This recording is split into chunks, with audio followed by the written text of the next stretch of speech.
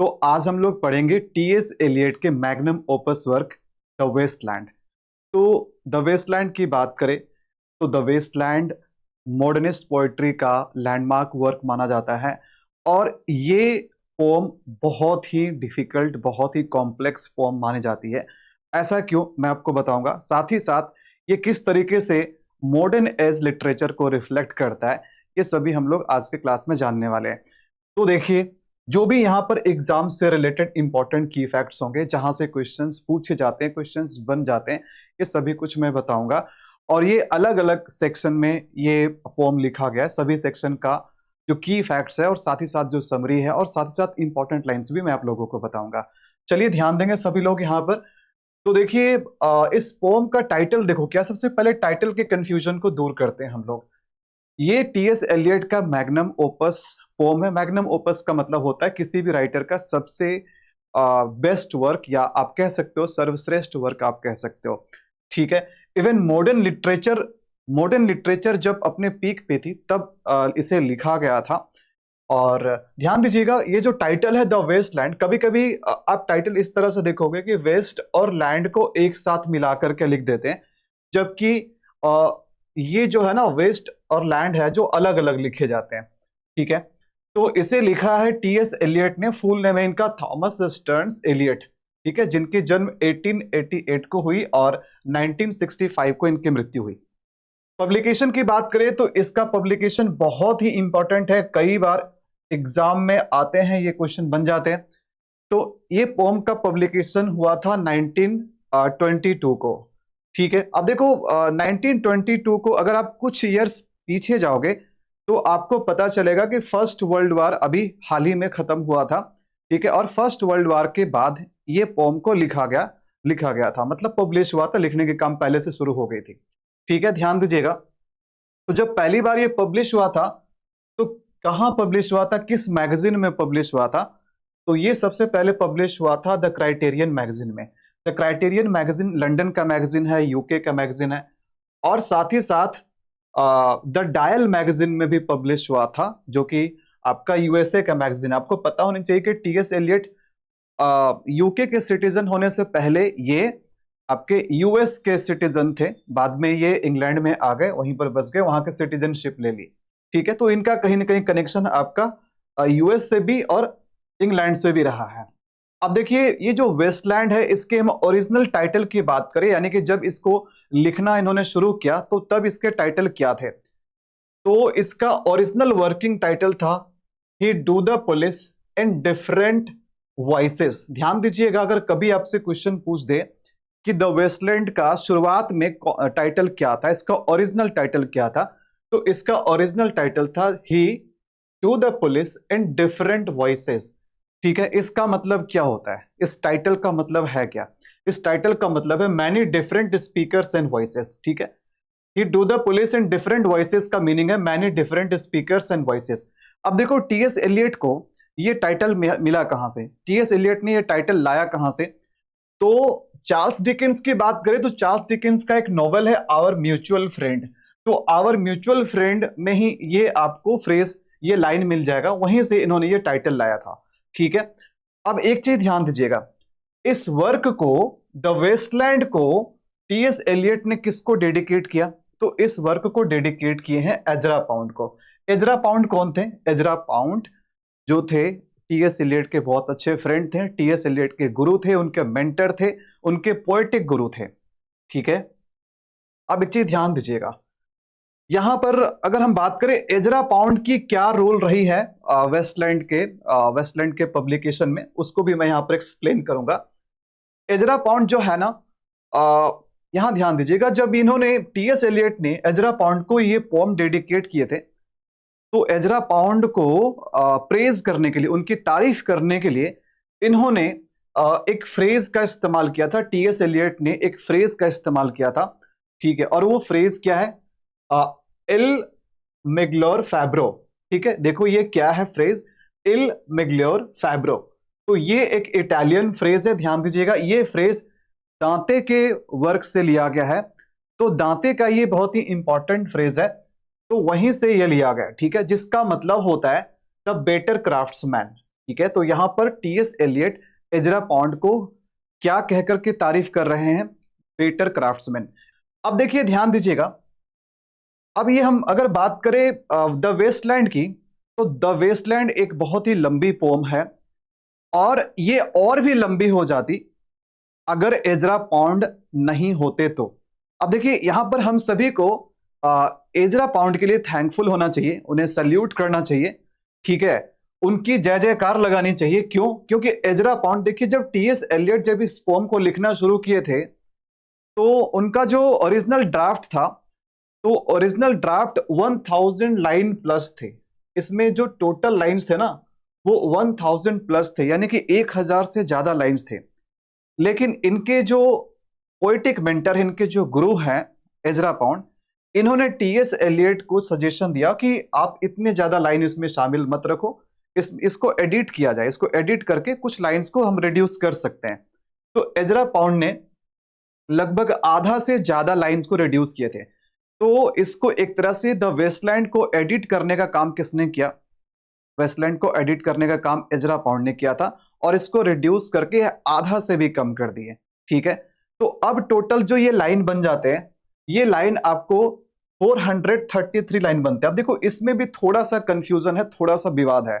आप देखोगे जब टीएस एलियट जब इन्होंने एडिट किया एजरा पॉन्ड ने, तो एडिट करने के बाद जो टोटल लाइन बने, तो उसमें जब टीएस एलियट लाइंस को काउंट कर रहे थे तो उन्होंने एक जगह काउंटिंग में मिस्टेक कर दिए थे, ठीक है। अगर वो मिस्टेक नहीं होता तो टोटल लाइन जो होता 434 होता, ठीक है।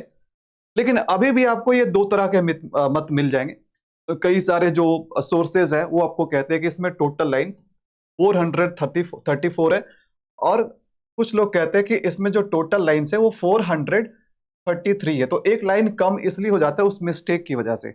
लेकिन अगर ये चीज आपके सामने आ जाए तो आपको सेफ साइड लेके चलना है। सेफ साइड क्या है कि आपको ये, क्योंकि स्टैंडर्ड लाइन काउंटिंग मानी जाती है 433 को, तो आप इसको 433 के साथ जाना है। बट कहीं कहीं सोर्सेस में आपको 434 भी आपको मिल जाएंगे, ठीक है। बात समझ में आ रही है? हाँ जी। तो अब इसमें देखिए 433 लाइंस, अब ये 433 लाइंस भी जो है ना, ये अपने आप में कम लाइंस नहीं है। और ये इतने लाइंस जो होते हैं ना, ये मतलब एक इसको एक लॉन्गेस्ट पोम बनाती है द वेस्टलैंड को। तो ध्यान दीजिएगा, अब यहां देखिए कि क्वेश्चन यहां से ये बन जाते हैं कि who is the editor of the Waste Land, यानी वेस्टलैंड के एडिटर कौन है, या वेस्टलैंड को एडिट किसने किया है। तो इसमें आंसर आ जाएगा एजरा पॉन्ड आ जाएगा। ध्यान रखिएगा, इस पॉइंट से क्वेश्चन अक्सर पूछे जाते हैं। उसके बाद जिस तरीके से टीएस एलियट ने एजरा पॉन्ड की तारीफ करी है उसके क्राफ्ट्समैनशिप के लिए, उनके इस एडिट वर्क के लिए, उनको बेटर क्राफ्ट्समैन कह करके, तो दूसरी तरफ देखा जाए तो यहां पर एजरा पॉन्ड ने भी टीएस एलियट की तारीफ करी है। तो एजरा पॉन्ड टीएस एलियट की तारीफ करने के लिए किन शब्दों का इस्तेमाल किया, कौन से फ्रेज का यूज किया? तो एजरा पॉन्ड ने टीएस एलियट को क्या बोले हैं? Old possum. क्या बोले हैं? Old possum. ओल्ड पोसम का मतलब क्या होता है? ये टीएस एलियट का निकनेम रखे थे एक तरह से उनकी तारीफ में, ठीक है। तो ये टाइटल दिया गया था किसके द्वारा? एजरा पॉन्ड के द्वारा दिया गया था उनके तारीफ में, यानी टीएस एलियट की तारीफ में, यानी दोनों ने एक दूसरे की तारीफ करी है। तो ओल्ड पोसम का मतलब होता है छुपा रुस्तम, ठीक है। ओल्ड पोसम का मतलब होता है छुपा रुस्तम। अब छुपा रुस्तम का मतलब क्या है? कोई इंसान जो ऊपर से बहुत डल दिखे, बहुत बेवकूफ दिखाई दे आपको, लेकिन अंदर से वो बहुत विद्वान होता है, अंदर से वो बहुत चालाक होता है, बहुत विद्वान होता है, बहुत उनके पास जानकारी होती है, ज्ञान होता है, नॉलेज होता है। तो टीएस एलियट भी कुछ ऐसे ही इंसान थे, बाहर से बहुत शांत, बहुत सुशील, और बहुत ही मतलब एक तरह से कहें कि भाई एक डल इंसान है, मतलब कुछ है नहीं उनके अंदर। लेकिन इतने महान कविता उन्होंने लिखा, मतलब एक तरह से देखा जाए तो पूरे जिंदगी में उन्होंने जितने चीजें सीखी अपने लाइफ में, चाहे जितने भी लैंग्वेजेस सीखे, जितने भी उन्होंने लिटरेचर पढ़े, जितने भी उन्होंने इतिहास पढ़े, उस सब कुछ को इस वेस्टलैंड में इन्होंने उड़ेल दिया। बात समझ में आ रही? तो ध्यान दीजिएगा, इसकी लाइंस इतनी मतलब लंबी पोम है, इतने सारे लाइंस है। तो जब टीएस एलियट ने इस पोम को लिखा तो उन्होंने मतलब उन्होंने ये नहीं सोचा था कि मैं आसान पोम लिखने जा रहा हूं, ठीक है। उन्होंने इस बात को पहले से ही स्पष्ट कर दिए थे कि उनका जो ये पोम है ये उनकी जिंदगी की सबसे इंपॉर्टेंट वर्क है और ये बहुत ही कॉम्प्लेक्स, बहुत ही कंफ्यूजिंग और बहुत ही डिफिकल्ट पोम होने वाली है। ठीक है, तो यहां पर आप लोगों को ध्यान देने की बात यह है कि ये डिफिकल्ट पोम है, तो इन्होंने ऐसे डिफिकल्ट पोम क्यों लिखा, इन्होंने ऐसे कंफ्यूजिंग पोम क्यों लिखा। अब देखिए, जब तक आपको किसी वर्क को पढ़ने से पहले उसका बैकग्राउंड नहीं पता रहेगा तो उस चीज को आप कनेक्ट नहीं कर पाओगे। तो इन्होंने एक कंफ्यूजिंग या कॉम्प्लेक्स पोम क्यों लिखा, ठीक है, और जब आप पढ़ोगे तो लगेगा कि कितना सैड पोम लिखा हुआ, कितना पेसिमिस्टिक टोन है इसमें। तो देखिए, सैड पोम या पेसिमिस्टिक टोन का पोम या डिफिकल्ट या कॉम्प्लेक्स पोम आप कहोगे ना, तो आप इसको तभी समझ पाओगे जब आप मॉडर्न वर्ल्ड को समझोगे। आप खास करके 20th सेंचुरी की मॉडर्न वर्ल्ड की बात करें तो 20th सेंचुरी की जो मॉडर्न वर्ल्ड है ये अपने आप में ही कंफ्यूजिंग मॉडर्न वर्ल्ड है, खास करके वर्ल्ड वार के बाद, फर्स्ट वर्ल्ड वार के बाद। ठीक है, आप देखोगे कि फर्स्ट वर्ल्ड वार के बाद जो मॉडर्न वर्ल्ड है वो बहुत ही कंफ्यूजिंग है, बहुत ही कॉम्प्लेक्स है। और मॉडर्न वर्ल्ड जो है वर्ल्ड वार के बाद वो खुद अपने आप में सैड है, खुद अपने आप में पेसिमिस्टिक है। तो एक तरह से टीएस इलियट अपने टाइम को रिप्रेजेंट कर रहे हैं, वो हमारे आज के टाइम को नहीं रिप्रेजेंट कर रहे हैं। हालांकि हम भी आज मॉडर्न एज में ही हैं, लेकिन लिटरेचर के कॉन्टेक्स्ट में बात करें तो 20th सेंचुरी में जैसे मॉडर्न लिटरेचर की जो टाइमलाइन है 1901 से 1945 तक, ठीक है, या रफली कभी कभी 1950 तक भी लोग बोलते हैं, तो यहां तक चलती है। तो यहां पर आप कहोगे कि इन्होंने बहुत ही कंफ्यूजिंग और बहुत ही सैड पोम लिखा है, बट वो एक तरह से अपने टाइम को रिप्रेजेंट कर रहे हैं। बात समझ में आ रही है? तो देखो, अगर हम बात करें कि वैसे फर्स्ट वर्ल्ड वार के बाद हुआ क्या, तो फर्स्ट वर्ल्ड वार के बाद जैसे वर्ल्ड वार में क्या हुआ, वर्ल्ड वार में लाखों लोग मारे गए, बहुत सारा खून खराबा हुआ, ठीक है, शहर बिखर गए, शहर के शहर तबाह हो गए, फैमिलियां डिस्ट्रॉयज हो गए, फैमिलीज डिस्ट्रॉय हो गए। ठीक है, तो हमने देखा कि मॉडर्न एज बहुत तरीके से तरक्की भी कर रही थी। आज भी हमारा जो जमाना है वो तरक्की कर रहा है, बट मॉडर्न एज में हमने देखा कि साइंस बहुत तेजी से तरक्की करने लगे, तरह तरह के इन्वेंशंस होने लगे, है ना। तो इन्वेंशंस क्यों किया गया, इन्वेंशंस किया गया ताकि मतलब हमारी लाइफ को इजी किया जाए, हमारे लाइफ को इंप्रूव किया जाए। बट क्या हुआ, उस साइंस ने हमारे लिए, हमने एक पॉजिटिव आउटलुक लेकर के चला था, ये जो साइंस है ना, ये हमारी लाइफ को और भी क्या करेंगे, इंप्रूव करेंगे। बट उसी साइंस के हेल्प से लोग तरह तरह के हथियार बनाए, लोग परमाणु बम जैसे चीजें बनाई, और फिर क्या हुआ, उन्हीं हथियार के हेल्प से लोग एक दूसरे को तबाह करने लगे। तो कहीं ना कहीं अगर आप वर्ल्ड वार से पहले का दुनिया देखोगे तो वर्ल्ड वार से पहले के दुनिया में, ठीक है, लोगों को रिलीजन में विश्वास रहता था, भगवान में आस्था होती थी, लोग अपने पुराने ट्रेडिशंस को फॉलो करते थे, मोरल वैल्यूज में विश्वास रखते थे।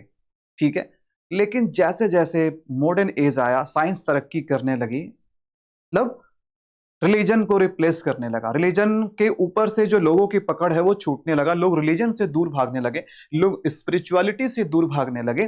ठीक है, तो यहां पर क्या हुआ कि इससे पहले एक तरह से जमाना, मतलब पूरा आप नेचर को भी देखो तो नेचर भी आपको नीट एंड क्लीन मिलेगा, प्रकृति भी आपको नीट एंड क्लीन, ऐसा लगेगा कि भाई प्रकृति हमें अपने गोद में खिला रही है। ठीक है, तो एक सूल होता था अपना जीने का, अपने परंपरा को फॉलो करने का, लोगों के बीच में आपस में कनेक्शन था, इमोशंस था, ट्रस्ट था। लेकिन फर्स्ट वर्ल्ड वार के बाद ये सब कुछ बिखर गया, लोग पूरा होपलेस हो गए। इतने तबाही का जो मंजर देखे लोगों ने वर्ल्ड वार के बाद, खास करके अगर हम यूरोपियन कंट्रीज की बात करें तो इसमें पूरा एक तरह से देखा जाए, पूरी दुनिया एक तरह से बंजर दिखने लगा, बंजर। इसी कॉन्टेक्स्ट को देखते हुए अगर हम कह सकते हैं कि ये टाइटल लिया गया द वेस्टलैंड। वेस्टलैंड का मतलब क्या होता है, बंजर, वेस्ट मतलब बर्बाद, बंजर लैंड जहां पर कुछ भी उपज नहीं सकता है। तो कहने का मतलब है कि यहां पर टीएस एलियट ने वेस्टलैंड टाइटल जो लिया है वो क्या रिप्रेजेंट कर रहा है, क्या सिंबलाइज कर रहा है, तो वो सिंबलाइज कर रहा है कि जो वर्ल्ड वार के बाद का जो दुनिया है ना, जो मॉडर्न वर्ल्ड है, वो वेस्टलैंड हो गया और हम सभी लोग वेस्टलैंडर्स हैं। वेस्टलैंड मतलब हम लोग, मतलब देखा जाए तो हम लोग स्पिरिचुअली एम्प्टी हैं, हम लोग अंदर से खोखला हो गए, यानी हमारे अंदर वो उपज अब नहीं है, वो एनर्जी, वो वाइटलिटी हमारे अंदर नहीं है, वो खत्म हो गया। ठीक है, वर्ल्ड वार के बाद लाइफ मीनिंगलेस हो गया।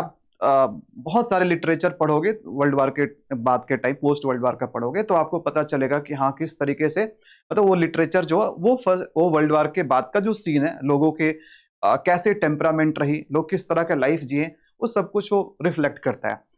तो वर्ल्ड वार के बाद जो है ना, मतलब लाइफ मीनिंगलेस हो गया, लोग होपलेस हो गए, लोग अब जो पुरानी परंपरा है, ओल्ड जो विचारे हैं, ठीक है, लोगों का उन सभी चीजों से विश्वास हट गया। लोग बाहर से तो दिख रहे हैं कि जीवित है, जिंदा है, चल रहे हैं, फिर रहे हैं, अपना काम कर रहे हैं, लेकिन अंदर से खोखला है। लोगों के बीच में कोई ट्रस्ट नहीं है, आगे लाइफ में क्या होगा किसी को कोई पता नहीं, लोग इमोशनलेस बन गए। ठीक है, लोगों के अंदर जो जोश और जो उत्साह हुआ करती थी पहले कि भाई हमारा ह्यूमन लाइफ में जन्म हुआ है और हम कुछ बड़ा करेंगे। आप हर किसी के अंदर एक एम्बिशन एस्पिरेशन होता है कि हम लाइफ में कुछ करेंगे, बनेंगे। कब हम ऐसी एम्बिशन कब देखते हैं? जब हमारा सब कुछ लाइफ अच्छा चल रहा होता है, तभी आप ये ऐसा सोच रख रहे हो कि हम एग्जाम देंगे, गवर्नमेंट एग्जाम देंगे, वो कॉम्पिटेटिव एग्जाम देंगे, हमारा एग्जाम क्रैक होगा, हमारी सिलेक्शन होगी। लेकिन एक चीज मुझे बताओ, अगर आपके लाइफ में अगर ट्रेजेडी आ जाए तो उस ट्रेजेडी में क्या आप सोच पाओगे कि हाँ हमें भाई एग्जाम निकालना है, हमें सरकारी नौकरी लेनी है? नहीं। जैसे इंडिया और पाकिस्तान का विभाजन हुआ तो विभाजन में कितने रक्तपात हुए, कितने खून खराबे हुए। उसके बाद का ठीक जो पार्टीशन हुआ उसके बाद का जो सीन था ना, उस समय के लोग बहुत बड़े बड़े सपने नहीं देखते थे, बस लोग एक तरह से ट्रॉमेटाइज थे। लोग जो है ना पूरा परेशान थे, लोगों का विश्वास उठ गया था इंसानों के ऊपर से, धर्म के ऊपर से।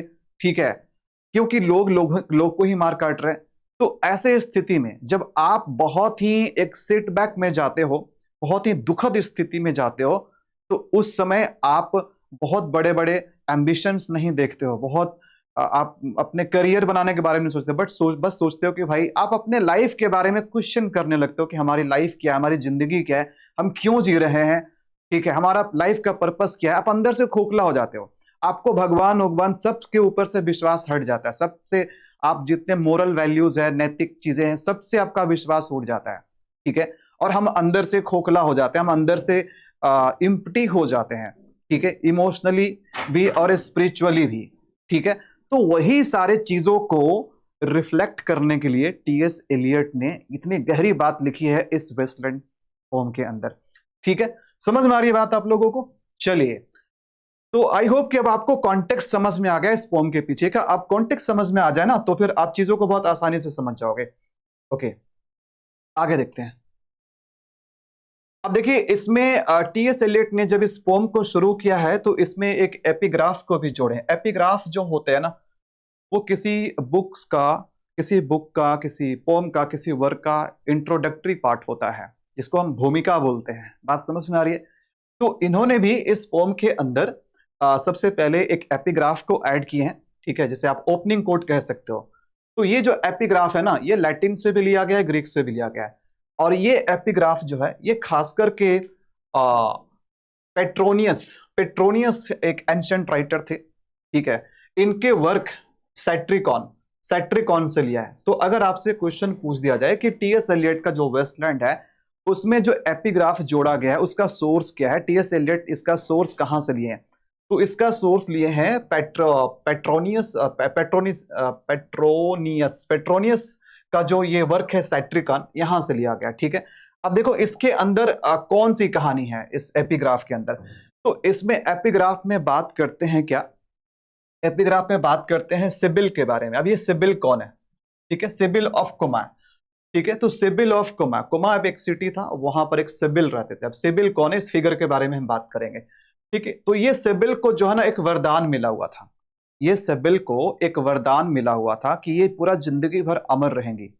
ठीक है, मतलब ये कभी नष्ट नहीं होंगी, कभी मरेंगी नहीं, ये हमेशा अमर रहेंगी। तो इसको वरदान दिया गया था अपोलो गॉड के द्वारा। तो वरदान में इसको ये तो मिल गया था कि अमर रहेंगे, लेकिन इसको ये वरदान नहीं मिला था कि आप बूढ़े नहीं होंगे। ठीक है, तो ये अब जरा सोचो, आपको वरदान मिल जाए कि आप कभी मरेंगे नहीं, लेकिन आपको ये वरदान नहीं मिला हुआ कि आप हमेशा यंग रहेंगे, आप बूढ़े हो जाएंगे। तो जरा बताओ, आप बुढ़ापा आपका हो गया, आप 1000 साल से जी रहे हो, अभी भी आप नहीं मरे हो, और आप पूरी तरह से मतलब बूढ़े हो चुके हो। अब आपको तो पता है कि भाई बुढ़ापा कितना पेनफुल होता है। ठीक है, तो ये जो सिबिल होती है ना, ये मरना चाहती है, ठीक है, इसको वरदान मिला हुआ हमेशा जीने के लिए, लेकिन ये मरना चाहती है। क्यों मरना चाहती है? क्योंकि इसका लाइफ एंडलेस है, लेकिन वो बुढ़ापे के कारण जो है वो उसकी लाइफ बहुत ही पेनफुल है। बात समझ में आ रही है? तो इससे पूछा जाता है कि भाई वो क्या चाहती है, तो वो बोलता है क्या कि वो मरना चाहती है। तो ये एक ऐसा फिगर है जो एंडलेस लाइफ को रिप्रेजेंट करता है, मीनिंगलेस लाइफ को। भाई ठीक है, वो उसको आ, अमर होने का वो मतलब वरदान मिला हुआ है, लेकिन वैसी लाइफ का क्या करोगे? आप बहुत ही पेनफुल जिंदगी जी रहे हो, कभी मर नहीं सकते हो, बट बहुत घोर बुढ़ापे में आ चुके हो, तो वैसी जिंदगी का क्या करोगे फिर? वो तो आपका लाइफ कैसा है? मीनिंगलेस लाइफ है, ठीक है। Life without meaning is worse than death. भाई लाइफ ऐसी जिंदगी जीने से अच्छा है जिसमें कोई मीनिंग नहीं है, इससे अच्छा तो भाई मरना ज्यादा अच्छा है। तो एक तरह से देखा जाए तो टीएस एलियट इस एपिग्राफ को, अब एपिग्राफ क्या होता है? एक इंट्रोडक्शन वाला पार्ट होता है। तो ये क्या इंट्रोड्यूस करने की कोशिश कर रहे हैं? वो दिखाना चाह रहे हैं कि भाई फर्स्ट वर्ल्ड वार के बाद का जो जीवन है, जो लोग जिंदगी जी रहे हैं, वो जिंदगी किस तरह का जिंदगी है? वो मीनिंगलेस जिंदगी है। लोग जी तो रहे हैं, लेकिन अंदर ही अंदर बहुत दुख दर्द में है, ठीक है। तो वही चीज को ये दिखाने के लिए इस रेफरेंस को इन्होंने लिया। आपको बता दें कि ये जो पोम है ना, बहुत सारे रेफरेंसेस से भरे हुए हैं, बहुत सारे एल्यूजन से भरे हुए हैं, बहुत सारे सिंबॉलिज्म से भरे हुए हैं, ठीक है। तो इस कारण से इस पोम को और डिफिकल्ट बनाती है। और इसमें ध्यान दीजिएगा, टीएस एलियट ने अपने ढेर सारे जो रेफरेंसेस का हैविली यूज किए हैं, रेफरेंसेस एल्यूशंस का, सिंबॉलिज्म का, तो इस चीज को जस्टिफाई करने के लिए टीएस एलियट ने साइड बाय साइड फुटनोट को भी ऐड किए हैं। फुटनोट आपको समझ में आता है, छोटा छोटा जो आ, बगल में जो मार्जिन बचा हुआ रहता है, वहां पर हम कुछ कुछ कमेंट ऐड करते हैं ताकि उसको हम समझा पाए। तो इस चीज को बहुत सारे क्रिटिक्स मतलब एक तरह से टारगेट भी करते हैं कि भाई ये कितना कॉम्प्लेक्स फॉर्म आपने लिख दिया, और फुटनोट्स को ऐड करके आपने उसको और डिफिकल्ट बना दिया। बट बहुत सारे राइटर्स इसको अप्रिशिएट भी करते हैं, बहुत सारे खुद टीएस एलियट बोलते हैं, मतलब उसको जस्टिफाई करते हैं कि हमने इतने सारे जो रेफरेंसेस एल्यूशंस वगैरह डाले हैं इसमें, ये क्यों डाले हैं? क्यों? आजकल के मॉडर्न लिटरेचर को समझने के लिए जब तक हम ओल्ड लिटरेचर का हेल्प नहीं लेंगे, इतिहास का हेल्प नहीं लेंगे, ठीक है, और तरह तरह का रेफरेंसेस नहीं लेंगे, तो उसको हम उतने अच्छे तरीके से उसको समझा नहीं पाएंगे, ठीक है। बात समझ में आ रही है? तो ये एपिग्राफ के बारे में आपको समझ में आ गया। आगे देखते हैं। अब देखिए, अगर हम इस पोम की फॉर्म की बात करें तो ये कैसा पोम है? जैसे पोम का भी तो फॉर्म होता है ना, कि वो एपिक है, वो लिरिक पोम है, वो सोनेट है, बैलाड है, क्या है? तो ये देखिए एक मॉडर्निस्ट पोम है, ये जो है एक मॉडर्निस्ट पोम है। और मॉडर्निस्ट पोम में आपको मॉडर्न एज का जो सीन्स है, वो चीजें आपको इसमें देखने को मिलेंगे। और ये अपने आप में एक लॉन्ग मॉडर्निस्ट पोम है जिसे फ्री वर्स में लिखा गया। देखिए ज्यादातर मॉडर्न एज में जो वर्क्स है, जो पोइट्री है, वो फ्री वर्स में ही लिखेंगे। फ्री वर्स हम वैसे फॉर्म को कहते हैं, पोइट्री के वैसे फॉर्म को कहते हैं जिसमें कोई फिक्स्ड मीटर नहीं होता है, कोई फिक्स्ड राइमिंग स्कीम नहीं होता है, उसको हम फ्री वर्स बोलते हैं। और टीएस एलियट तो भाई फेमस थे फ्री वर्स का यूज करने के लिए। और वैसे भी मॉडर्न पोइट्री के अधिकांश जो पोम्स है वो फ्री वर्स में ही लिखे गए हैं, ठीक है, ध्यान दीजिएगा। तो इसमें आपको फ्रेगमेंटेशन मिलेगा, डिसइल्यूजनमेंट मिलेगा और कंप्लेक्सिटी मिलेगी। ये फ्रेगमेंटेशन का मतलब क्या होता है? फ्रेगमेंटेशन जो है वो मॉडर्न लिटरेचर का फीचर है, कैरेक्टरिस्टिक है। फ्रेगमेंटेशन का मतलब होता है कि कोई भी जो स्टोरी है ना, एक सिंगल स्टोरी लाइन आपको इसमें नहीं मिलेगा, और कहानी जो है ना उसका कोई प्रॉपर सीक्वेंस नहीं होगा। प्रॉपर सीक्वेंस का मतलब एक कहानी का अपना एक शुरुआत होता है, अपना एक स्टार्टिंग होता है, एक मिडिल होता है और एक उसका एंडिंग होता है। बट मॉडर्न एज का लिटरेचर पढ़ोगे तो आपको कोई भी कहानी का जो पार्ट्स है वो एक सीक्वेंस में नहीं मिलेगा, आपको सब बिखरा हुआ ब्रोकन मिलेगा। सिंपल सी बात है, जैसे मान के चलो एक घंटे का मूवी है, कोई फिल्म है, कोई पिक्चर है, मैंने आपको पूरा पिक्चर शुरू से अंत तक नहीं दिखाया। मैंने क्या किया, उस मूवी का उस वीडियो को मैंने एडिट कर दिया, उसको काट दिया, मैंने अलग अलग उसका क्लिपिंग कर दिया, अलग अलग क्लिप बना दिया। मैंने उसके 10 क्लिप बना दिए, 6-6 मिनट का, 5-5 मिनट का, मैंने ऐसे 10 क्लिप बना दिए। और मैंने आपको 10 क्लिप दे दिए। मैंने उस क्लिप्स को सीक्वेंस में नहीं दिए या एपिसोड बना के नहीं दिए, मैंने बस उस कंप्लीट मूवीज का, उस कंप्लीट स्टोरी का मैंने क्लिप आपको भेज दिया। अब हम बोलेंगे कि बाबू इसके अंदर जो कहानी है वो क्या है, फ्रेगमेंटेड है, वो बटा हुआ है, ब्रोकन है, जो कि अपने एक प्रॉपर ऑर्डर में नहीं है। वो आपको, रीडर्स को, या मूवी जो देख रहा है उसको अरेंज करना है कि कौन सा पार्ट इसमें शुरू में आएगा, कौन सा पार्ट इसमें मिडिल में आएगा, कौन सा लास्ट में आएगा। तो यही फीचर होता है मॉडर्न एज के लिटरेचर का। ठीक है, तो फ्रेगमेंटेशन में मतलब इसमें भी आप जब पढ़ोगे पोम को, इसके कहानी का कुछ आपको पता नहीं चलेगा कि भाई कौन सी कहानी कहां से शुरू हुई, कहां खत्म हुई। ठीक है, और कौन सा स्पीकर था जिन्होंने अपनी बात कब शुरू करी, अपनी बात कब खत्म करी, आपको कुछ भी नहीं पता चलेगा। ठीक है, ये आपको सारे डॉट्स को आपको कनेक्ट करने हैं। बात समझ में आ रही है? हाँ, चलिए आगे देखिए। तो और ये सारी चीजें जो होती है इस पोम को क्या करती है, कॉम्प्लेक्स बनाती है। अब देखिए मॉडर्न, अब ये क्यों मॉडर्निस्ट पोइट्री है, मॉडर्निस्ट पोइट्री का क्या फीचर्स इसमें है कि नहीं है वो जान लेते हैं हम। देखो, आपको मॉडर्निस्ट पोइट्री में मल्टीपल स्पीकर्स मिलेंगे। मल्टीपल स्पीकर्स यानी कहानी सुनाने वाला कोई एक नैरेटर नहीं होगा। ठीक है, आपको डिफरेंट वॉइसेस मिलेंगे, not a single narrator. This shows the broken scattered nature of modern life. क्योंकि हमारी जमाना, अच्छा ऐसा मॉडर्न लिटरेचर का जो फीचर होता है, जो कैरेक्टरिस्टिक होता है, फ्रेगमेंटेड क्यों होता है? क्योंकि हमारी खुद की लाइफ फ्रेगमेंटेड है। मॉडर्न एज में हम स्थिर नहीं है, हमारा कोई एक फिक्स्ड रूल नहीं है अपने लाइफ का।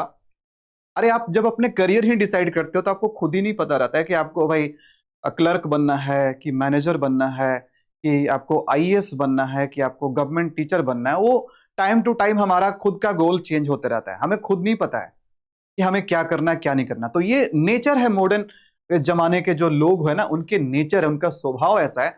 हम सोचते कुछ और है, करते कुछ और है। हमारी जो एक्शन है वो हमारी सोच से मेल नहीं खाती है, मिलती नहीं है। ठीक है, हम एक रूटीन लाइफ जी रहे हैं, अंदर से खोखला है, और हमारी खुद का कोई डिसीजन फिक्स नहीं है। हम कभी एक चीज पे टिके हुए नहीं, हम अभी कुछ सोच रहे हैं और वो सोच हमारी कंप्लीट भी नहीं हुई, तुरंत हम दूसरे थॉट पे चले जाते हैं। तो हमारा जो मॉडर्न टाइम के जो लोग हैं ना, वो खुद बहुत चंचल है, वो फिक्स नहीं है। तो इसीलिए इस टाइम के जो लिटरेचर होते हैं वो मॉडर्न एज को रिफ्लेक्ट करने के लिए ही इस तरह का स्ट्रक्चर बनाते हैं लिटरेचर के अंदर। देखो, सडन शिफ्ट आपको मिलेगा, अचानक से पता चलेगा कि भाई एक सीन से दूसरे सीन में चल गए, वो सीन पूरा कंप्लीट भी नहीं हुआ, दूसरे सीन में हम पहुंच गए। पता चला कि अभी कोई और स्पीकर बोल रहा था, अचानक से कोई और स्पीकर बोलना शुरू कर दिया।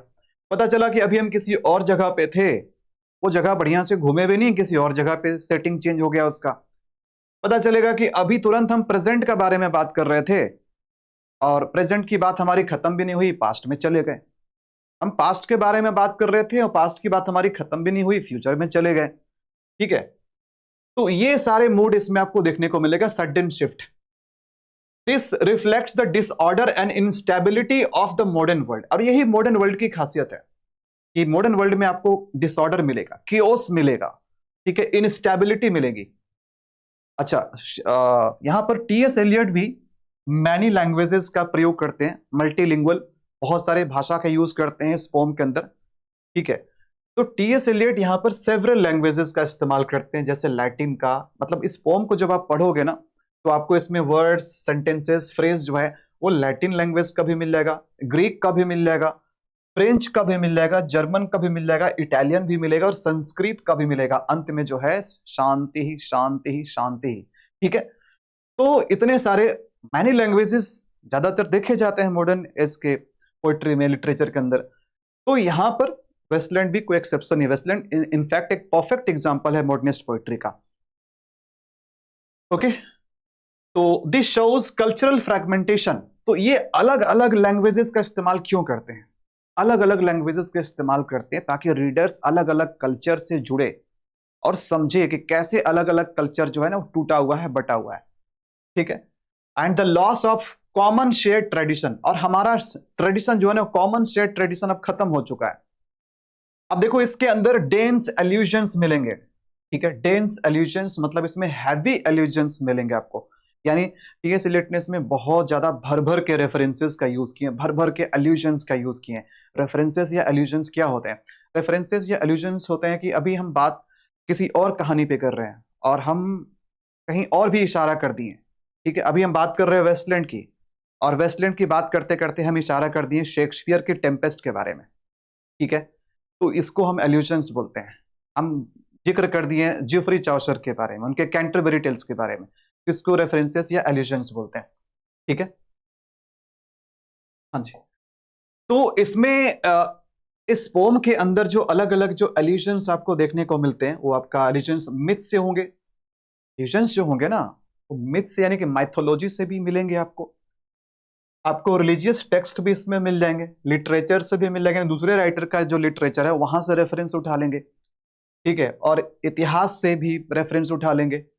These allusions connect modern decay with past cultures and deepen the poem's meaning। अब ये जो allusions है ना, ये मॉडर्न डीके को, डीके का मतलब सड़ना होता है, मतलब ठीक है एक तरह से डिक्लाइन कर रहे हैं हम, हमारी पतन हो रही है। तो ये allusions जो है ना हमारे मॉडर्न डीके को दिखाता है, हमारे पास्ट कल्चर्स को दिखाता है, और इस पोम के मीनिंग की गहराई के बारे में बात करता है। अच्छा, मिथिक मेथड, ये टीएस एलियट का बहुत ही फेवरेट मेथड है, मिथिकल मेथड या मिथिक मेथड। टीएस एलियट इसका बहुत पुरजोर इस्तेमाल करते थे। ठीक है, तो मिथिक मेथड क्या होता है? मिथिक मेथड में जो पोएट होते हैं ना वो एंशिएंट प्राचीन माइथोलॉजी का इस्तेमाल करते हैं, जो प्राचीन पौराणिक कथाएं, जैसे हम अभी कुछ और कहानी बता रहे हैं, हमने कुछ और कहानी लिखा और उस कहानी को समझाने के लिए हमने महाभारत का एग्जाम्पल ले लिया, हमने रामायण का एग्जाम्पल ले लिया। ठीक है, तो एक तरह से हम माइथोलॉजी का इस्तेमाल कर रहे हैं। तो पोएट एंशिएंट मिथ्स का इस्तेमाल करते हैं। ठीक है, जैसे इसमें टीएस एलियट ने खास करके जो फिशर किंग का मैथोलॉजी है, फिशर किंग का जो मिथ्स है, फिशर किंग का जो लीजेंड है, ये उसका इस्तेमाल करते हैं। ठीक है, क्यों? To give order to modern chaos and highlight spiritual decay, मतलब एक तरह से उसको जक्सटापोज करने के लिए, एक तरह से कंपेयर करने के लिए, प्राचीन मिथ्स को अगर लीजेंड्स को अगर हम लेते हैं मॉडर्न सिचुएशन को समझाने के लिए, तो कहीं ना कहीं दिखा रहे हैं कि भाई दोनों में देखो क्या फर्क है, किस तरह से हमारी मॉडर्न एज जो है वो बर्बाद हो रही है। ठीक है, तो इस मेथड को क्या बोलते हैं? मिथिक मेथड बोलते हैं। अगर कभी क्वेश्चन पूछ दे तो ध्यान रखिएगा। अब देखो, अब इस पोम के अंदर जो इंपॉर्टेंट कैरेक्टर्स है उन कैरेक्टर्स के बारे में हम बात करेंगे। अब इसमें जो इंपॉर्टेंट कैरेक्टर्स है उसमें तो एक आती है मैडम सोसोर्टिस। ठीक है, मैडम सोसोस्ट्रिस। ठीक है, मैडम सोसोस्ट्रिस। अब ये जो मैडम सोसोस्ट्रिस है ये किस तरह के कैरेक्टर है? ये एक फेक फॉर्चून टेलर है। ठीक है, फॉर्चून टेलर आप समझ रहे हो ना, जो भविष्य बताने का काम करते हैं।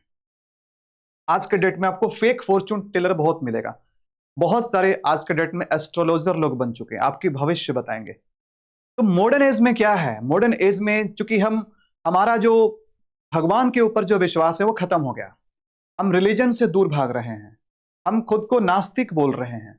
लेकिन जब हमारे लाइफ में प्रॉब्लम आती है तो हम अंधविश्वास में विश्वास रखते हैं, हम ज्योतिष के पास जाते हैं कि भाई हमारा जीवन कैसा रहेगा, हमारा रिजल्ट बनेगा कि नहीं बनेगा। तो फॉर्चून टेलर जो है ना वो बिना किसी बेसिस, बिना किसी प्रूफ के कुछ भी बता देते हैं। ठीक है, हमें वार्निंग तो देते हैं लेकिन हमें उसका सोल्यूशन नहीं बताते, हमें गाइडेंस नहीं करते हैं कि भाई उसका सोल्यूशन कैसे होगा। तो ये कहीं ना कहीं जो मैडम सोसोस्ट्रिस जो है ये फेक फॉर्चून टेलर है। ये फॉर्चून बताने के लिए टैरोट कार्ड्स का इस्तेमाल करते हैं। टैरोट कार्ड्स एक कार्ड्स होता है जिससे वो भविष्यवाणी बताने का काम करते हैं। ये जो मैडम सोसोस्ट्रिस है ये सिंबल ऑफ फॉल्स है, ये फॉल्स और शैलो स्पिरिचुअलिटी है, ये खोखला स्पिरिचुअलिटी के बारे में बात करता है। स्पिरिचुअलिटी का मतलब हो गया आपका सोल, आपकी आत्मा, जब आप अपने खुद से जुड़ते हो, जब आपको इनर पीस मिलता है, उसको स्पिरिचुअलिटी बोलते हैं। तो ये फॉल्स स्पिरिचुअलिटी को रिप्रेजेंट करती है, ये फॉल्स स्पिरिचुअलिटी को रिप्रेजेंट करती है। ठीक है, मतलब ये ऐसे लोगों को रिप्रेजेंट करती है जो आसान, मतलब सॉल्यूशन के पीछे भागते हैं। जैसे आज के डेट में क्या है, हम लोग तुरंत आसान सॉल्यूशन के पीछे भागते हैं। ठीक है, तो एक तो कैरेक्टर इसमें हो गया मैडम सोसोस्ट्रिस हो गया, और आगे देखो, आगे ध्यान देना। हाँ, ये बहुत ही इंपॉर्टेंट कैरेक्टर है, ध्यान दीजिएगा, ये बहुत ही इंपॉर्टेंट कैरेक्टर है टैरिसियस। इसका नाम क्या है? टैरिसियस। ये एक ब्लाइंड प्रॉफिट होता है, ब्लाइंड प्रॉफिट होता है, इसको एक तरह से श्राप मिला हुआ होता है ब्लाइंड होने का। ठीक है, और साथ ही साथ इसको एक श्राप होता है कि ये इंसान आधा पुरुष है और आधा महिला है। इसका जो ब्रेस्ट है ना वो महिला वाला, बाकी जो नीचे का पार्ट है वो पुरुष वाला है। तो ये दोनों तरह का जिंदगी जिया है, ये पुरुष वाला भी जिंदगी जिया है और ये वुमन वाला भी जिंदगी जिया है। ये सब कुछ देखता है, पूरे पोम के अंदर जो कहानी जो हो चल रहा है ना, ये सब कुछ देखता है, सब कुछ को ये साइलेंटली सब कुछ को ऑब्जर्व करता है अपने चेतना से, अपने कॉन्शियस से, ठीक है। लेकिन ये sees everything but can not change anything, ये सब कुछ देखते रहता है लेकिन कुछ भी बदल नहीं सकता, कुछ भी ये चेंज नहीं कर सकता है, ठीक है। अच्छा, ये जो है ना टीएस एलियट जो है इसको बहुत इंपॉर्टेंट पर्सन बोलते हैं। इस कैरेक्टर को T S Eliot called Tiresias the most important personage, ठीक है, मोस्ट इंपॉर्टेंट पर्सोनेज। अगर ऐसा क्वेश्चन बन जाए कि टीएस एलियट अपने पोम वेस्टलैंड में किस कैरेक्टर को मोस्ट इंपॉर्टेंट पर्सोनेज कहते हैं, तो मोस्ट इंपॉर्टेंट पर्सोनेज कहते हैं इसको टेरेसियस को कहते हैं, ठीक है। क्योंकि ये जो है ना ये सेंट्रल या unifying consciousness of the pome, यानी पूरे पोम को एक तरह से ऑब्जर्व करते हैं या पूरे उसकी जो चेतना को बताते हैं ना, वो ये बताते हैं, टेरेसियस बताते हैं। हालांकि वो कुछ चेंज नहीं कर सकते हैं, ठीक है।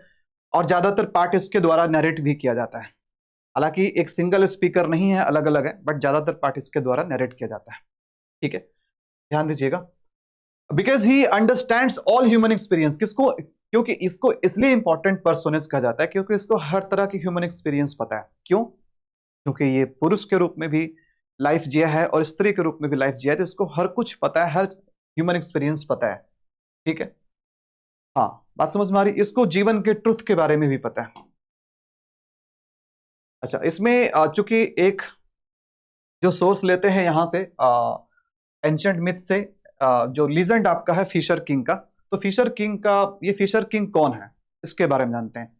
तो फिशर किंग जो है ना, अगर आप पुराने वो जो लीजेंड पढ़ोगे फिशर किंग के बारे में, तो फिशर किंग जो होता है एक रूलर होता है, एक शासक होता है, वुंडेड होता है, ये घायल रहता है, ये घायल रहता है। और उसका, इसके घायल रहने से, इसके वुंडेड रहने से इसका जो पूरा इलाका है ना, इसका जो पूरा लैंड है वो बैरन हो जाता है, वो ड्राई हो जाता है। बैरन का मतलब बंजर, जिसमें कुछ उपज नहीं सकता है, ड्राई हो जाता है, ठीक है। लेकिन जैसे जैसे फिशर किंग वापस से स्वस्थ होता है तो उसका लैंड भी जो है ना वो हील करने लगता है, यानी लैंड भी अब बंजर से उपजाऊ होने लगता है। तो ये जो फिशर किंग है ना वो क्या सिंबलाइज कर रहा है इस पोम के अंदर? ये सिंबलाइज कर रहा है सिख सोसाइटी के बारे में, ठीक है। ये सिख सोसाइटी को बताने के लिए ये फिशर किंग का सिंबल यूज किया गया है। आगे देखिए, तो ये जो मेन दो तीन कैरेक्टर्स है इसके बारे में मैंने आपको बता दिया। अब देखिए पोम का स्ट्रक्चर के बारे में हम जान लेते हैं, पोम का स्ट्रक्चर क्या है, ध्यान दीजिएगा। तो ये जो पोम है ये 5 सेक्शन में बटा हुआ, पांच पार्ट्स में बटा हुआ है, 5 सेक्शंस में ये पोम बटा हुआ है। अब ये 5 सेक्शंस देखो क्या क्या है। पहला सेक्शन जो इसमें है इसका टाइटल है the burial of the dead. पहला जो सेक्शन है इसका टाइटल क्या है? The burial of the dead.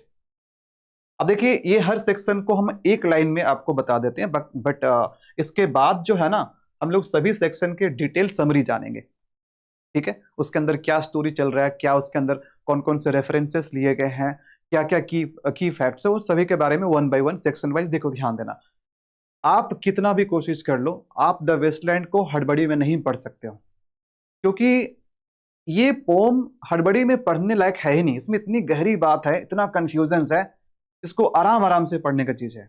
But फिर भी चूंकि आपके एग्जाम्स को देखते हुए हम तो पूरा जो 433 लाइन है वो सबको तो नहीं पढ़ सकते हैं, पढ़ा सकते हैं, बट फिर भी जो जितना मैक्सिमम चीज है ताकि आपको क्लैरिटी मिले कि आखिर चल क्या रहा है, उसको समझाने के लिए हमने सभी सेक्शन को अच्छे से समराइज किया है, ठीक है। और कोई भी क्वेश्चन वाला चीज छूटेगा नहीं आपसे, इतना ध्यान रखिएगा, जिस तरीके से हमने भी मेहनत करके ये नोट्स तैयार किया है।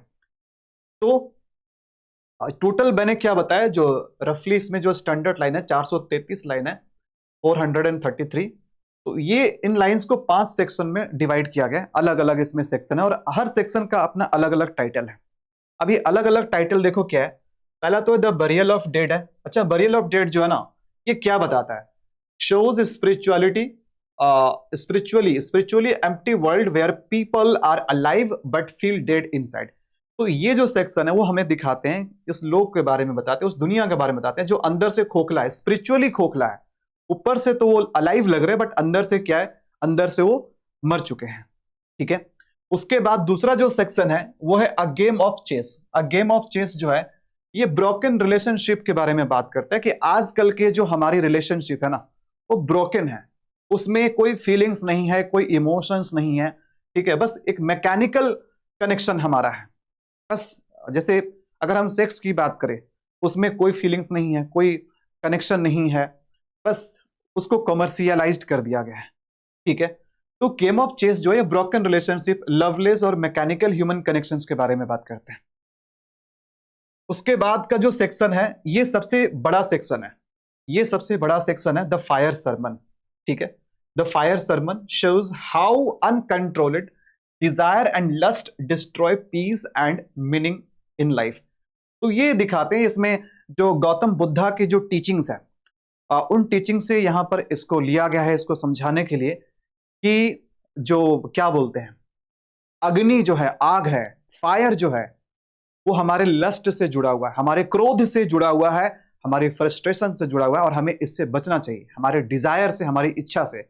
ये बात आपने गौतम बुद्धा के टीचिंग्स में भी सुना होगा कि भाई काम वासना जो चीज है, जो इच्छा है ना, ये हमें बस दर्द देती है, हमें दुख देती है और हमें इससे दूर रहना चाहिए, हमें केवल सफरिंग देती है, ठीक है।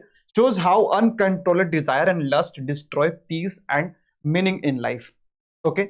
उसके बाद जो सेक्शन है वो डेथ बाय वाटर है, वो सबसे छोटा सेक्शन है, मात्र 10 लाइंस का सेक्शन है ये डेथ बाय वाटर। सबसे ज्यादा एडिटिंग यहीं पर किए थे, ठीक है, वो एजरा पाउंड ने। तो डेथ बाय वाटर में क्या बताने की कोशिश करते हैं, shows that death is unavoidable and warns against pride and material life।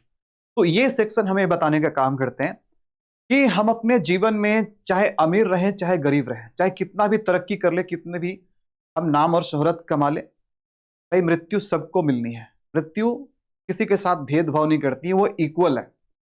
और हम जो इस तरह से मेटेरियलिस्टिक चीजों के पीछे भाग रहे हैं, ठीक है, और डेथ साइलेंटली कब आ जाता है पता भी हमें नहीं चलता है। बात समझ में आ रही? तो एक तरह से आज के जमाने में हम भगवान के ऊपर से विश्वास हमारा खत्म हो गया है, हम रिलीजन से दूर भागते जा रहे हैं, हम जो है बहुत नास्तिक बनते जा रहे हैं और हम भाई पैसों के पीछे भाग रहे हैं, धन दौलत के पीछे भाग रहे हैं, ठीक है, मेटेरियलिस्टिक चीजों के पीछे भाग रहे हैं। तो कहीं ना कहीं हम जो है ना अपना लाइफ को खुद डिसाइड करना चाह रहे हैं, जबकि हम ऐसा कभी नहीं कर सकते हैं। आप कितना भी तरक्की कर लो, अमीर बन जाओ, भले आप रिलीजन से, भगवान से दूर चले जाओ, लेकिन मृत्यु तो भाई सबको मिलेगी। Death comes to everyone whether you are poor और रिच, ठीक है। तो ये इस चीज को बताने के लिए यहां पर इस सेक्शन को जोड़ा गया। उसके बाद जो है, ठीक है, हालांकि पूरा पोएम एक तरह से देखा जाए तो सैड है ना, पेसिमिस्टिक है, बट लास्ट जो सेक्शन है वो कहीं ना कहीं टीएस इलियट हमें होप देने का काम करते हैं और एक आशा देने का काम करते हैं, ठीक है। और वो आशा कैसे देने का काम करते हैं, तो इसमें वो जो देखा जाए तो हमारी जो ईस्टर्न स्पिरिचुअलिटी है, खास करके आप इंडियन स्पिरिचुअलिटी की भी बात करो, तो ऐसा देखा गया कि भले उस टाइम पे यूरोपियन कंट्री जो है ना वो बहुत ज्यादा तरक्की कर रहे थे, लेकिन वो रिलीजन से दूर भाग रहे थे, है ना। लेकिन अगर आप ईस्ट साइड का देखो, जैसे आप इंडियन कल्चर को देखो, तो हमारा जो कल्चर है ना, अभी भी हम कल्चर को पकड़ के चल रहे थे, अभी भी हम अपने ट्रेडिशन से जुड़े हुए थे, इसलिए हमारे अंदर स्पिरिचुअलिटी थी। इंडिया को भाई लैंड ऑफ स्पिरिचुअलिटी माना जाता है। तो यहां पर दिखाया गया कि कैसे वापस से जो है ना हमारा जो पीस, जो हमारा शांति खत्म हो गया, उसको हम वापस कैसे गेन कर सकते हैं, वापस कैसे पा सकते हैं। तो इस सेक्शन का जो टाइटल है, इस सेक्शन का टाइटल है what the thunder said. What the thunder said suggests that peace is possible through giving, kindness and self control। तो ये हमें बताने का काम करते हैं कि हम चाहे तो इस बर्बाद दुनिया में भी हम शांति हासिल कर सकते हैं, लेकिन शांति हमें तभी मिलेगी जब हम लोगों को देना सीखें, लोगों के साथ काइंड होना सीखें और अपने सेल्फ पे कंट्रोल रखें। इसमें बहुत ही फेमस लाइन है, शांति शांति शांति, ठीक है। तो ये 5 सेक्शन में ये पोम आपका खत्म होती है, लेकिन ये 5 सेक्शन का मैंने बस एक ओवरव्यू बताया, ये सभी का डिटेल समरी मैंने नहीं बताया, ठीक है। अच्छा, ये 5 सेक्शन कौन कौन एक सीक्वेंस में याद करने के लिए आप इस ट्रिक का इस्तेमाल कर सकते हो, BGFDW, BGFW, ठीक है, BGFDW, है ना। तो यहां पर ये बरियल ऑफ द डेड हो गया, गेम ऑफ चेस हो गया, ठीक है, फायर सरमन हो गया। अच्छा, उसके बाद आपका वो डेथ बाय वाटर हो गया, है ना, और डब्ल्यू से व्हाट द थंडर सेड। इस तरीके से आप ये सभी सेक्शन को याद रख सकते हो, ठीक है। उसके बाद हम सेक्शन वाइज समरी आप लोगों को बताएंगे, जो भी इंपॉर्टेंट चीजें हैं। तो अब एक ही क्लास में ये सब कुछ हम नहीं कर सकते, क्योंकि तब फिर ये क्लास बहुत बड़ा हो जाएगा। तो सेक्शन वाइज सभी पांचों सेक्शन का मैं डिटेल समरी बता दूंगा आने वाले क्लासेस में। फटाफट इसको कंप्लीट हम लोग कर लेंगे।